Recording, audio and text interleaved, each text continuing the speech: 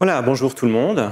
Quelle patience, hein, quelle journée bien chargée. Alors, merci beaucoup pour cette qualification de penseur. Moi, mon objectif ici, en fait, c'est de faire à la fois une espèce de pas en arrière par rapport à ce qu'on a vu aujourd'hui, mais on a bien vu qu'il y avait beaucoup de thématiques que vous allez retrouver dans ce que je vais vous montrer ici. Donc, j'ai appelé cette intervention « Quitter les hallucinations collectives ». Vous allez voir petit à petit pourquoi. Quel est l'enjeu? Et déjà, vous donner un petit peu de contexte. Vous venez de préciser que effectivement, je venais de l'université de Lausanne dans un contexte assez particulier, une section qui s'appelle la section des sciences du langage et de l'information. Bon, ça veut dire quoi très concrètement? Ça veut dire que je fais en fait des humanités numériques, c'est-à-dire que je suis dans un positionnement qui est assez spécial, à savoir de faire de l'informatique et des mathématiques dans une faculté des lettres. Ce qui veut dire que par défaut, évidemment, quand j'ai des interactions et que je parle un peu de maths avec mes étudiants et mes étudiantes, j'ai ce type de réaction-ci, d'accord? Et ça, évidemment, ça vous invite à la créativité pédagogique, ça vous invite à adapter vos scénarios au fur et à mesure, et ça vous invite aussi à partir peut-être davantage sur des scénarios pratiques. C'est pour ça que j'ai entendu dans plusieurs discussions qu'on avait, quel rôle, en fait, comment est-ce qu'on se positionne. On a une vision des académies qui peuvent être très, très théoriques. Moi, en fait, je me sens très proche de toutes les personnes ici qui sont en HES, parce que pour moi, la pratique, c'est vraiment fondamental. Donc, je ne vais pas revenir vraiment sur mes pratiques particulières et comment est-ce que dans le développement, en fait, ça se réalise très concrètement. Mais voilà, on partage vraiment quelque chose ici. Sans parler de mon contexte à moi, quel est notre contexte à nous? On va commencer peut-être avec un petit proverbe. Vous voyez, plus on va vite, plus on a intérêt à regarder loin. Sagesse de cycliste. Vous comprenez bien pourquoi. Hein, quand on est cycliste et qu'on descend à toute vitesse une montagne ou un col, ben, il faut réussir à regarder relativement loin. Et puis là, ça fait un certain temps maintenant que tout s'accélère. Évidemment, ça ne concerne pas que l'intelligence artificielle, mais on l'a vu, on n'arrête pas de courir. Et combien de fois aujourd'hui est-ce qu'on a répété le fait que, bon, on vous dit ça maintenant, mais peut-être que dans 3 semaines ou dans un mois, ce sera quelque chose de différent. J'ai fait une petite recherche ce matin, juste pour voir les termes qui sortaient. Si je faisais une recherche sur intelligence artificielle générative, vous voyez que ça plaît bien. Hein. L'IA générative qui va doper le PIB de la Suisse, l'économie numérique, c'est important, etc. Pourtant, je n'ai pas fait de recherche vraiment extrêmement ciblée, on va dire, mais on sentait bien qu'il y a une sorte de bulle et d'emballement autour de cet objet. Donc, en fait, tout le monde doit se mobiliser. Ce type d'image nous fait un petit peu peur, mais en fait, c'est ça le discours qu'on reçoit de manière générale. Alors, on voit bien et on a parlé des intérêts que ça peut avoir, mais voilà, il y a un nouvel objet qui arrive, et puis ce nouvel objet, en fait, il s'agit de l'intégrer. Pourtant, en même temps, on a des discours qui sont des discours qui vont dans l'autre sens. Hein. On se dit que potentiellement, ça pourrait être extrêmement dangereux, mais c'est pas grave du tout parce qu'en fait, on a besoin de vous et c'est à vous de faire des choses sur chaque thématique par rapport à un certain futur, et notamment un futur professionnel par rapport à notre public. Moi, je partage les inquiétudes de qu'est-ce qu'on va faire avec nos étudiantes et nos étudiants si on prend une position qui est une position trop dure par rapport à l'intelligence artificielle. Il faut évidemment qu'on se positionne là-dessus. Alors, si on revient sur ce contexte-ci, mais avec un petit peu plus de sincérité, hein, genre 40% en plus, notre contexte, c'est un petit peu celui-là, au niveau on va dire, des limites planétaires, mais pas uniquement des limites planétaires, en fait, aussi au niveau de beaucoup de choses qu'on fait au quotidien. Ça a été évoqué, hein, on a une charge qui est extrêmement élevée, on a beaucoup d'implications administratives, et évidemment, ce type de démarche qui a été bien thématisé par David Graeber, on voit que finalement, on a beaucoup de processus qui nous entourent où on aimerait bien être déchargé de ces processus. Parce qu'on voit bien que ces processus, ça a été évoqué, sont tellement machiniques qu'en fait, on pourrait les déléguer. Donc, il y a une espèce de suite logique, en fait, qui est en train de s'enclencher et qui est assez naturelle et qui fait que la séduction de ces objets, elle devient absolument spectaculaire. Et puis, il y a un autre contexte, c'est que je ne sais pas si vous avez une box zéro dans vos mails, mais en fait, on a tout le temps des mails à traiter. Et puis là, de nouveau, il y a une proposition qui est extrêmement forte, mais en fait, on pourrait résoudre ça avec l'intelligence artificielle qui s'invite chez vous, etc. Donc, des propositions irrésistibles auxquelles on est assez habitué. Et donc, là, vous avez un petit peu, c'est nous ça, hein, on est tout le temps un peu en train de faire ça, c'est-à-dire gérer des choses, écouter des conférences très intéressantes, mais en même temps vite répondre à un message, parce que, bon, il faudrait quand même que, etc., etc. avec un taux de burn-out quand même chez nos collègues qui est extrêmement élevé, qui préoccupe finalement assez peu, parce qu'on voit bien que ce n'est pas tout à fait dans la même caisse. Et puis on remplace les gens au fur et à mesure, puis ensuite on revient, et puis on reprend des attitudes, etc. Bref, on est quand même dans un contexte assez compliqué, on va dire, de façon générale. Hein. Donc, à partir de là, la question qui pourrait se poser, c'est comment on en est arrivé là? Parce que demain, ça sera peut-être encore pire. Donc il faut pouvoir essayer d'anticiper et peut-être partir dans une logique de décroissance. Alors, faisons juste un tout petit constat. Le premier, c'est que, en fait, tous ces objets technologiques, ils sont arrivés comme ça du jour au lendemain. Si vous regardez le mail, est totalement indispensable dans nos vies aujourd'hui. Pourtant, on n'a jamais reçu de formation sur le mail. En tout cas, moi, je n'ai pas reçu de formation par rapport au mail. Et puis après, on s'est trouvé avec ce genre de téléphone et on a assez parlé, on entend dans les médias, mais aussi avec tout ce que ça inquiète, hein, pour ce qui est de TikTok, l'influence des réseaux sociaux, etc. De nouveau, une proposition irrésistible. Et puis là, maintenant, on a cette bouche magique qui vient nous délivrer la parole et à qui on peut poser des questions et puis qui va, en fait, nous répondre d'une manière apparemment assez lisse. Et notre rôle à nous, en tant qu'enseignantes et enseignants, ce serait de dire « Attention, cette parole ment parfois. Des fois, cette bouche ne dit pas vraiment la vérité. Il faut faire un certain nombre de démarches. » Donc vous voyez bien l'argument qui se cache ici derrière, c'est l'argument de la nouveauté. Cet argument de la nouveauté, évidemment, il est extrêmement pratique parce qu'il sert des intérêts qui sont des intérêts évidemment financiers extrêmement importants en termes de bulles. Bulles financières, il faut qu'on intègre ces objets. Et puis évidemment, vous comprenez aussi que si on est dans une posture qui est une posture politique, c'est une position difficilement tenable de dire qu'en fait, on ne veut pas s'y intéresser ou qu'on n'a pas envie de la prendre en main. Parce qu'on se dit, mais quelle est ma responsabilité qui est engagée, d'une part, et d'autre part parce que, voilà, vous allez vous trouver avec une partie de la population qui va être contre vous parce que frein à l'innovation, etc., etc. Et puis parce que ces technologies, en fait, elles ont l'air tellement magiques, hein, on dit tellement que c'est incroyable ce qui se passe et que par conséquent, en fait, il faudrait vraiment adopter ce genre de choses. Donc, notre comportement de ces dernières années, c'est un peu ça. Hein, on est des rats qui testons des nouveaux objets et puis en fait, on change. Et ensuite, la recherche, elle arrive en retard. Évidemment, parce qu'il faut du temps. Et elle dit, il y a peut-être un petit problème quand même avec les questions d'attention, il y a peut-être un petit problème avec les questions de stress, etc., etc. Mais bon, demain, il y a un nouveau petit jouet qui arrive dans le labyrinthe et sans doute qu'on va sauter dessus. Ok, donc du coup, est-ce qu'on doit être pour ou contre l'intelligence artificielle? Alors là, à ce stade, vous vous dites, lui, il a été appelé juste pour dire qu'il ne faut pas le faire. Non, ce n'est pas le cas. Je vais vous expliquer un petit peu comment je vois la chose. Alors d'une part, évidemment, il y a les raisons d'être contre. Elles ont été évoquées aujourd'hui à plusieurs reprises, hein, le pillage environnemental, les risques que ça fait porter évidemment sur, on va dire, sur les questions de durabilité. Hein, on l'a dit, il y a un vrai paradoxe. Comment est-ce qu'on fait en réalité pour gérer ce paradoxe qu'on a aussi en tant qu'enseignant et enseignante, qui consiste à dire, en fait, je donne une formation continue en art génératif. Si les gens rentrent le soir et sont très contents et contentes d'avoir découvert cette technologie et qu'en fait ils génèrent pendant toute la nuit, voire pendant les 6 prochaines semaines, quelle est ma responsabilité là-dedans? Donc effectivement une position qui est assez complexe. Pillage environnemental, pillage culturel, on l'a dit, hein, la question des droits sont pas de loin pas en fait réglée, même si on voit apparaître un certain nombre de solutions, mais on sait que ce matériel a été acquis d'une manière très discutable. L'exploitation humaine, à certains moments des processus, notamment pour améliorer les modèles, c'est aussi quelque chose de très thématisé. La casse sociale dans certains secteurs, ou notamment les secteurs très industriels, où en fait déjà on avait vraiment diminué les conditions. C'est le cas par exemple dans les milieux du jeu de société, où on pourrait arriver assez vite à ce type de schéma, hein, mais aussi le milieu du graphisme et autres. Enfin, il y a des endroits comme ça qui sont véritablement en tension. Et puis, le renforcement des stéréotypes, les biais qui sont cachés derrière. Et puis finalement, là, au milieu de tout ça, disons, il y a un souci qui est celui des hallucinations. Ça peut répondre faux. Bon, c'est un des problèmes. C'est un problème évidemment extrêmement important. Est-ce que c'est le plus important? On pourrait se demander.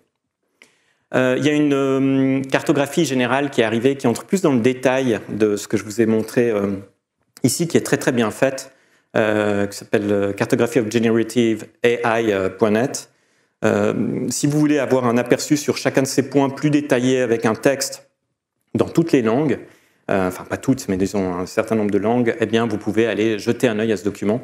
Je pense que ça permet vraiment d'avoir une vision plus globale, même si on estime toutes et tous qu'on est relativement bien renseigné. Moi, il y a des choses que je ne savais pas en lisant cette visualisation. Bon, ça c'était contre. Alors, maintenant, qu'est-ce qu'il y a pour ?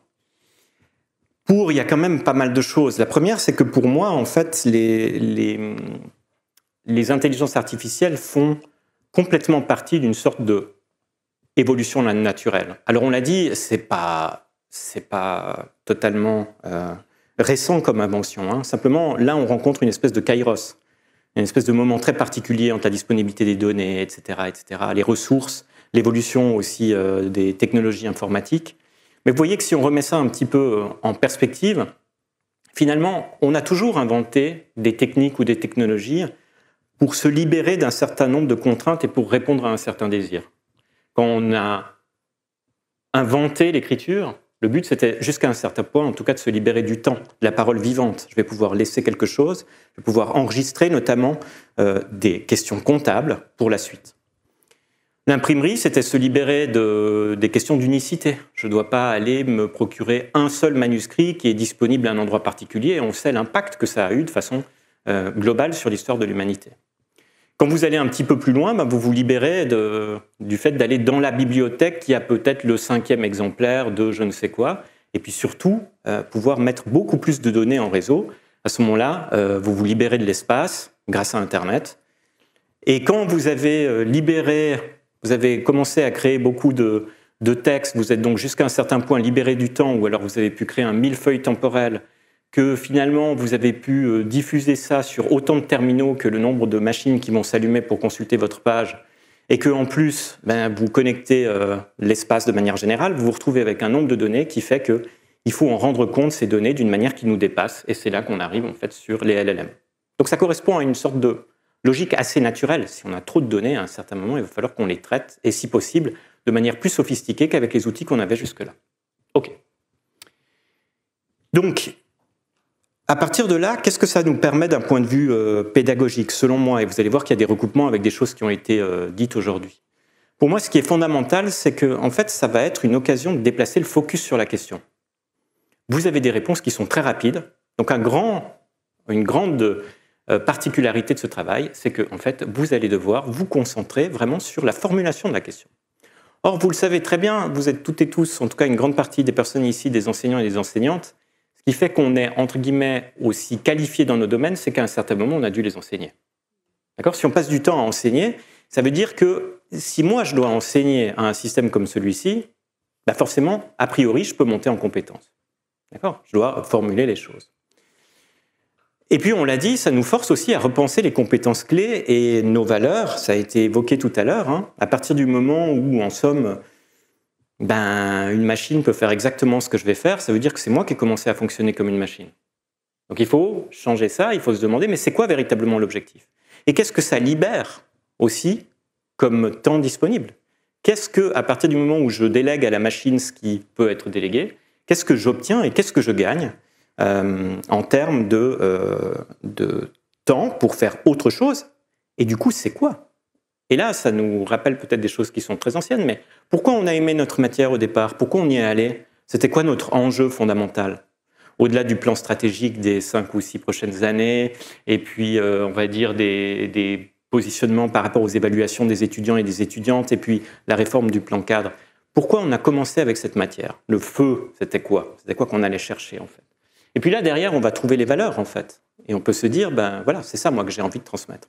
Et vous le savez toutes et tous, si on regarde en arrière dans nos propres vies, combien d'enseignantes et d'enseignants nous ont marqués? Et est-ce que c'est par ce qu'ils et elles nous ont amené comme contenu de connaissances, ou est-ce que c'était aussi par une certaine manière d'être, en fait, un certain nombre de valeurs? Évidemment, quand on a les deux, c'est très bien. Mais ce qui nous marque, c'est le côté humain, évidemment. Ensuite, ça revalorise les disciplines, d'accord ? Notamment, l'histoire de l'art, qui à certains moments pouvait se sentir peut-être un peu en difficulté. Là, tout d'un coup, vous partez dans une démarche générative, où vous avez des compétences en histoire de l'art, vous ne faites pas les mêmes images que les autres, même s'il ne faut pas l'encourager. Mais vous voyez que les disciplines elles-mêmes, ça nous permet de remettre un focus dessus à un moment où on aurait pu penser que justement ça allait les dévaloriser d'une manière ou d'une autre. Ce n'est pas le cas. Et puis, de manière encore plus générale, on sait aussi, l'histoire l'a montré, je ne peux pas entrer là-dedans parce que c'est 20 minutes, mais on sait que les différentes formes, les différents dispositifs ont vraiment informé les médias et donc ont permis de faire apparaître de nouvelles formes artistiques. Par exemple, l'arrivée de l'écriture, du livre imprimé, etc., a permis le roman qui n'existait pas avant sous la même forme, etc., etc. Et dans tous les champs artistiques notamment, mais aussi dans tous les champs de la pensée, les dispositifs ne sont pas neutres, ils nous amènent vers quelque chose d'autre. Alors ok, ils peuvent nous amener dans un mauvais sens s'ils sont biaisés ou autres, mais en fait, on ne sait pas vraiment ce qu'on va pouvoir développer avec cette nouvelle approche. Okay, ça, c'est une bonne nouvelle. Comme on le voit ici avec Marshall McLuhan et ce message derrière lui, le médium, c'est le message. On ne peut pas dissocier le fond de la forme, en tout cas pas pendant un certain temps. Même si, et ça l'histoire le montre, au départ, quand une nouvelle technologie arrive, en fait, on l'utilise pour faire ce qu'on faisait avant. On refait la même chose. Et du coup, le livre numérique, c'était un bon exemple. On commence à prendre le livre numérique, puis on dit « ouais, mais ça apporte quoi? Ça consomme de... » Bon, mais petit à petit, on a commencé à comprendre que le numérique permettait de faire autre chose. Mais au début, évidemment, avec le livre numérique, on fait du livre papier. Alors, c'est décevant. D'accord ? Mais par contre, là où ça devient intéressant, c'est que quand vous le faites, quand vous commencez à comprendre ce qui est possible avec un outil, eh ben, vous pouvez aller dans l'autre sens. Et ça, c'est les théories de Nelson Goodman sur la manière de faire des mondes. C'est-à-dire que je ne comprends vraiment les particularités de la peinture figurative qu'à partir du moment où la peinture abstraite est apparue. C'est le cubisme qui me permet de comprendre les autres mouvements avant avec plus de savoir. D'accord ? Et pour le livre, ça a été la même chose. On a vu une créativité sur le livre papier, à partir du moment où le livre numérique est arrivé, qui était spectaculaire. Parce qu'on a commencé à se dire, bon, maintenant, si on fait un livre papier, en fait, on va le faire pour tirer parti du livre papier. Travailler sur les matières, travailler sur les impressions, travailler sur les gaufrages, le fait de travailler sur les transparences, le fait de plier, par exemple, le papier, etc., etc. Et là, on peut imaginer qu'en fait, on va avoir un choc en retour. Oui, j'utilise l'intelligence artificielle, mais à un moment, je ne l'utilise pas. Et je comprends plus ce qui est possible dans l'autre cas. Donc, vous voyez, j'encourage à ce qu'on quitte les peurs et le rejet général, mais en même temps, pour aller vers un enthousiasme qui soit un enthousiasme vigilant et responsable. Et pour ça, ça suppose, je vais vous donner quelques principes qui vont évoluer évidemment au fur et à mesure, qui sont des principes pour moi pédagogiques, mais qui en fait vont bien au-delà de ça. C'est juste des manières de considérer ce type d'enseignement et ce type de technologie, ce type de regard, à mon avis, qu'on doit avoir par rapport à ces éléments. Le premier, c'est qu'il faut qu'on sensibilise au coût des intelligences artificielles partout, tout le temps. Je rêve d'un univers dans lequel, qui en réalité est le nôtre, dans lequel, en fait, on sera mal à l'aise au moment où on va poser une question à ChatGPT. D'accord ? Parce qu'on sait que ça coûte quelque chose. C'est comme si j'avais monté la montagne, j'avais discuté avec un oracle et je peux lui poser une question. D'accord ? On sait qu'en un sens, par rapport à notre univers, c'est pas si faux. Surtout quand, comme moi, votre ostéopathe vous dit « tu sais, hier, j'ai demandé à ChatGPT », quand votre médecin dit « oui, j'ai demandé à ChatGPT », quand tout le monde vous dit « j'ai demandé à ChatGPT ». Donc, évidemment, on n'est pas seul.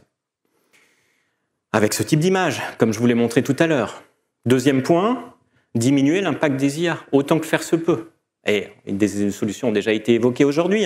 Ça veut dire passer par des solutions qui vont essayer de localiser, en faisant attention évidemment aux risques de sécurité, mais voir si on ne peut pas déjà éviter que ces données soient stockées de façon distante.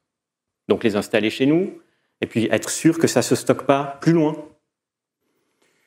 Ensuite, faire dialoguer passé et présent, c'est-à-dire valoriser l'écart. Nous sommes toutes et tous dans cette salle, vu votre âge et le mien, des dinosaures. D'accord ? Il y a des gens comme moi qui ont connu une période où Internet n'existait pas. Bon, alors soit on dit que je suis à jeter au rebut, soit on se dit que en fait, j'ai un savoir particulier à amener par rapport à une singularité de ce qu'était ce temps-là. Et aujourd'hui, nous sommes les dinosaures du monde dans 6 mois et autres, et du public qui va arriver face à nous. Et on a quelque chose à enseigner à ces gens-là par rapport à cet écart. C'est extrêmement pénible d'aller chercher des livres à la bibliothèque. Mais qu'est-ce qu'on fait quand on va chercher des livres à la bibliothèque et que tout d'un coup, en fait, on ne trouve pas le rayon ? On trouve des choses qu'on ne trouve pas d'habitude. Et par conséquent, si on ne trouve pas des choses qu'on ne trouve pas d'habitude, tout d'un coup, on élargit notre savoir d'une manière qui était un petit peu inattendue. Ce qui va beaucoup moins arriver à partir du moment où la réponse est très très cadrée. Si tu me donnes exactement ce que je veux, ça va être plus compliqué. Quatrième point, il faut absolument augmenter les dimensions et l'interdisciplinarité. Et alors c'est plus facile à dire qu'à faire, mais ça devient quand même de plus en plus facile à faire. Et on a un petit souvenir ici, j'ai une collègue, Sabine Sustrunk de l'EPFL, qui était très impliquée dans les divisions recherche, notamment au moment du Covid. Et cet article, vous voyez ici, qui dit « Ce que personne n'avait prévu, c'est que le virus entraînerait un tel bouleversement de la société ». On a géré la crise du Covid avec un regard qui était un regard essentiellement d'épidémiologie et d'infectiologue. Et c'est normal parce que ça semblait l'urgence absolue. Et aujourd'hui, vous savez tous les problèmes qu'on a, entre guillemets, d'un point de vue sociétal. Regardez cette phrase un petit peu plus loin.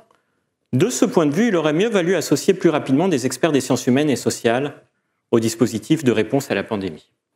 Dans les groupes eux-mêmes, d'accord ? Dans les groupes. Et ça veut dire qu'autour de la table, en fait, il faut qu'il y ait des gens de chaque discipline. Alors là, je ne suis pas en train de faire de la pub pour les sciences humaines et sociales. Hein. Je dis qu'il faut aussi qu'il y ait des gens, en fait, de structures comme les HES et autres, qui soient à notre table à nous. D'accord ? Il faut que dans tous les sens, en fait, ça circule. Ça suppose de construire un petit peu différemment. Et puis, on l'a dit, il faut libérer du temps. C'est-à-dire que c'est bien de dire aux gens, voilà, vous pouvez ajouter ceci et il faut aussi que vous vous positionnez pour ça. Mais si à un moment, vous voulez vraiment que les gens le prennent au sérieux, une des politiques publiques, c'est de dire, OK, ça ne va pas se faire à coût constant. En fait, il faut qu'on libère. Et l'argent à investir, il est peut-être plutôt là que dans des serveurs ou des solutions. C'est de dire, en fait, ça va être des décharges parce que les personnes qui sont là et qui doivent vraiment travailler, il faut qu'on leur libère N heures par semaine ou par année pour travailler sur ces questions-là. Et c'est ça l'argent qu'il faut investir avant de se dire qu'on va partir sur une solution de cloud, de je ne sais quoi. Parce que l'intelligence, elle est ici, elle est dans cette salle, elle est dans les salles à côté. Donc, pour sortir de ça, évidemment, le plus possible, parce que tant que vous êtes là-dedans, vous ne pouvez pas avoir de vision à long terme. Et puis c'est comme ça qu'on se fait avoir depuis un certain temps. Tant que j'ai 800 mails dans ma boîte, et puis qu'on me dit de réfléchir à un plan à 10 ans, je dis, de quoi tu me parles en fait ? Je n'ai pas le temps de réfléchir à un plan à 10 ans. Et même si je le fais, de toute façon, vous savez qui va le faire, ChatGPT. D'accord ?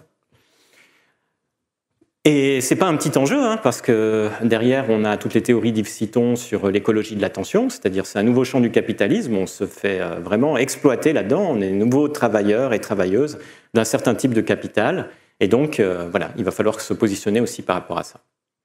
Et puis, ce que ça veut dire de manière générale, c'est qu'il ne faut pas qu'on ait peur maintenant de questionner nos questions, parce que c'est notre force en tant qu'être humain. D'accord ? Les réponses, c'est une chose, mais les questions elles-mêmes. Et questionner nos questions, ça va être de moins en moins facile parce que, en tout cas, ça ne va pas être forcément le mouvement le plus simple parce qu'actuellement, en fait, on va avoir une telle facilité à obtenir des réponses qu'on risque de poser une autre question et d'aller très vite. À une certaine époque, quand vous vouliez faire une recherche, c'était très compliqué. Si vous dites « je pars là-dessus », il va falloir récolter de l'argent, il va falloir faire un plan, je vais lancer mon ordinateur pour faire des stats, je vais poser une question et la bonne parce que le temps de calcul, ça va être 6 semaines. D'accord ? Donc, si j'ai posé la mauvaise question, dans 6 semaines, j'aurai le résultat, c'était faux, j'ai perdu 6 semaines. Aujourd'hui, c'est plus ça, au contraire. Vous n'aurez même pas le temps de vraiment avoir formulé la question, vous avez déjà 5 réponses qui sont tellement longues que potentiellement vous allez demander à une autre IA de vous résumer la réponse de la première IA. Donc, la tendance, elle risque de nous pousser à moins bien formuler nos questions. Donc, il faut qu'on contre ça. C'est-à-dire qu'on a beaucoup parlé du fait que les LLM peuvent halluciner les réponses qu'elles nous font. Mais l'humain, il a tendance à halluciner les questions. Et ça veut dire quoi ? Ce sacré PIB, d'accord ? Le sacré PIB, créé par Simon Kuznets en 1934, qui avait dit « Vous faites bien attention, c'est juste un outil de comparaison interne. C'est juste parce qu'en fait, on n'a pas un indicateur, mais ça ne doit pas sortir d'ici, surtout ne l'utilisez pas de manière plus générale. » Vous avez vu les articles au début, l'intelligence artificielle, le PIB, etc. Ce n'est pas la bonne question. D'accord ? Il faut qu'on ait le courage de dire que ça n'est plus la bonne question. On doit poser les questions autrement. Et ça veut dire une chose, c'est qu'en fait, il faut qu'on accepte de valoriser notre intuition et puis nos biais en tant qu'humains, c'est-à-dire nos limites, parce que ça risque bien d'être notre force.